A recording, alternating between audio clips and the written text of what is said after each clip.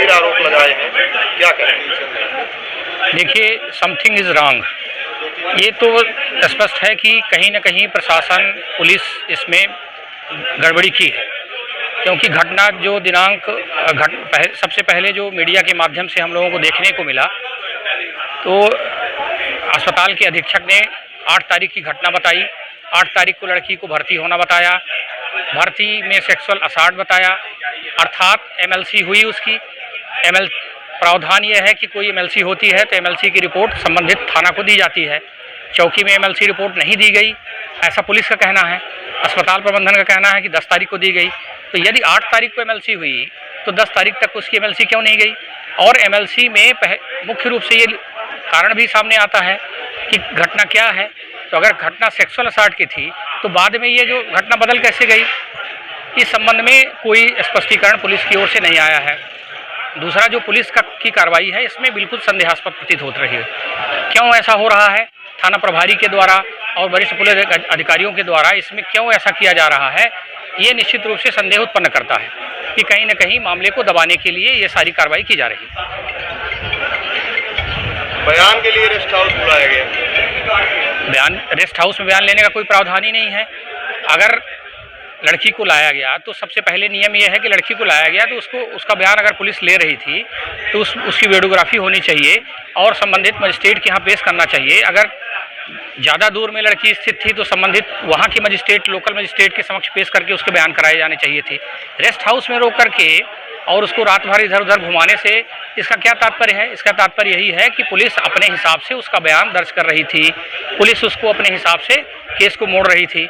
अब क्यों ऐसा कर रही थी, ये जांच का विषय है और ये लोकल जो जांच हो रही है इससे कोई स्पष्ट घटना सामने आ भी नहीं सकती। इसके लिए एसआईटी गठित होनी चाहिए या सीबीआई को जाना चाहिए मैटर, और इसकी जो है गहन जांच होनी चाहिए। ये मामला जो है दबाया जा रहा है।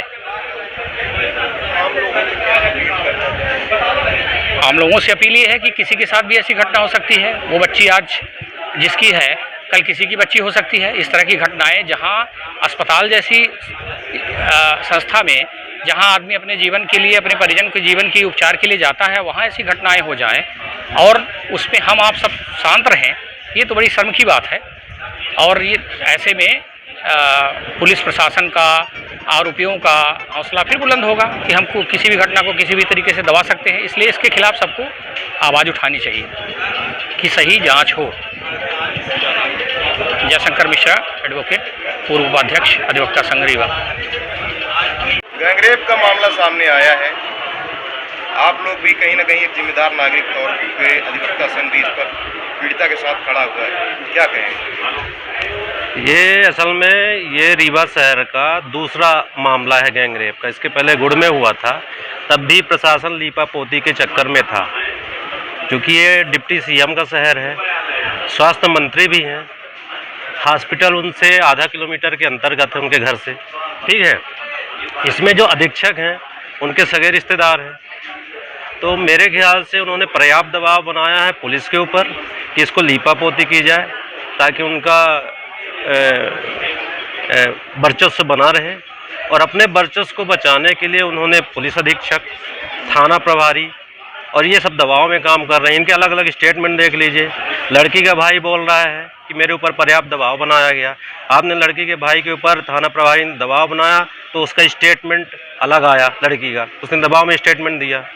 अधीक्षक बोल रहा है कि 8 और 9 के दरमियानी रात की घटना है, 2 लोग थे कि 3 लोग थे, जिसमें एक डॉक्टर भी शामिल था, ठीक है। अब पुलिस अधीक्षक कहता है कि 10 तारीख को मुझे जानकारी प्राप्त हुई, जबकि कानून यह कहता है कि तुम नाबालिग बच्ची है, दूसरा महिला से संबंधित मामला है, इनको तुरंत जांच करनी चाहिए थी, तुरंत इनको एक्शन लेना चाहिए थे, संबंधित लोगों की पहचान करनी थी, उनको गिरफ्त में लेना था। अब तो इनके अंडर में तो मेडिकल टेस्ट भी है, सब लीपापोती कर लिए होंगे। ये पूरा इनका षड्यंत्र के तहत काम चल रहा है। इनको तो जैसे सर ने बताया कि एसआईटी और सीआईडी से जांच करानी चाहिए, उच्च लेवल पे जांच हो, तब तो ये सारे के सारे जितने हैं सब आ जाएंगे लाइन में।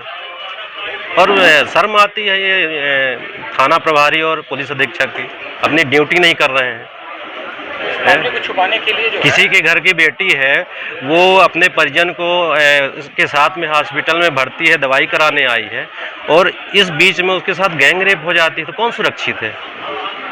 ये प्रश्न एक छोटा मामला तो है नहीं, सामाजिक है? अब इनको चुल्लू भर पानी में डूब मरना चाहिए। अपने चहेते लोगों को थाने में आप बैठा लो, वही लोग थाने में बैठे हैं, वही लोग इनके कार्य प्रणाली में हैं, अपराध बढ़ते ही जा रहे हैं। अभी वो गैंग रेप जो गुड़वाला है, कितने दिन हुए हैं? मुश्किल से 5, 7, 8 महीने हुए हैं। ये दूसरा कांड है, वो भी सिटी हार्ट में, इतने बड़े संजय गांधी हॉस्पिटल में, कैंपस में। तो ऐसा तो उच्च लेवल की जांच होनी ही चाहिए, और जनता से अपील है कि सब लोग सहयोग करें और इसके खिलाफ खड़े हों। कभी ऐसी घटना दोबारा ना रिपीट की जाए, आवाज़ उठानी पड़ेगी, नहीं तो ये सब मिला के खेलते रहेंगे और उस बच्चे के साथ इंसाफ नहीं होगा। बार बार उसका स्टेटमेंट बदलवा रहे हैं दबाव बना के, तो कैसे संभव है? घटनाएं और इस तरह का लीपापोती ये साबित करता है कि सभी सेटिंग वाले अधिकारी हर जगह बैठाए गए हैं जो भ्रष्टाचार में लिप्त हैं, जिनका आम जनता से कोई लेना देना है। अगर कोई ऐसी घटना हो जाती है तो उसको दबाने के लिए इस तरह के कृत्य किए जाते हैं। ये इनके सबके अधिकारियों के फ़ोन रिकॉर्ड चेक किए जाएं, और बच्चे उसके भाई वगैरह के रिकॉर्ड चेक किए जाए, मंत्री मिनिस्टर के फ़ोन के रिकॉर्ड चेक किए जाए, वो तहसीलदार संबंधित कौन है और कहाँ कहाँ ये लेके गए हैं और कैसे कैसे स्टेटमेंट उनसे दिलवा रहे हैं दबाव बना के, तो सब सामने आ जाएगा। दूध का दूध और पानी का पानी आ जाएगा।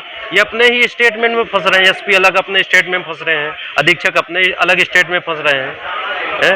अब वो बच्चे हैं, दूर से आए हैं, उनको आप दबाव बनाओगे कि तुम्हारे ऊपर मुकदमा कर देंगे, जेल भिजवा देंगे, तो उसके भाई के ऊपर आप ऐसे एलिगेशन कर दोगे तो बच्चे से कुछ भी कहला सकते हो आप। वो डरी हुई है, सहमी हुई है, कौन साथ में उसके है? पुलिस अधीक्षक तो लीपापोती कर रहे हैं, उनको इस बात का सेंस नहीं है कि महिला संबंधी प्रकरणों में कैसे जांच की जाती है। वो स्पष्ट अपने बयान में कह रहे हैं और खुद फंस रहे हैं। अरे गैंग रेप का मामला आप छेड़खानी में कर रहे हो, इसका मतलब ये है कि मेडिकल के लोग भी आपका साथ दे रहे हैं, तो आपने अपने हिसाब से दबाव बना के, वही तो मैं कह रहा हूँ कि दबाव बना के कि भाई के ऊपर धमकी दे के बच्ची से आपने अलग स्टेटमेंट दिला दिया होगा, उसको दबाव मिला के डरा धमका के। और मेडिकल तो आपके हाथ में है, मेडिकल एजेंसी आपकी है पूरी। यहाँ पे डिप्टी सीएम, मेडिकल स्वास्थ्य मंत्री, उनका भांजा जो है राहुल अधीक्षक ही है। अब कौन सा है, कौन सी जांच अब बाकी है? बच्ची के कहने पे मेडिकल होगा। बयान में बताया है कि सेक्सुअल असॉल्ट हुआ है। हाँ, पहले वो सेक्सुअल असॉल्ट एक्सेप्ट करते हैं, बाद में मना कर देते हैं। बार बार इनके स्टेटमेंट अलग अलग आ रहे हैं। ये तो इनको तो शर्म आनी चाहिए। बिल्कुल डूब मरे चुल्लू भर पानी में ऐसे प्रशासन को, हैं? बच्ची के साथ इंसाफ नहीं कर सकते हैं। एडवोकेट राम सुशील पांडे।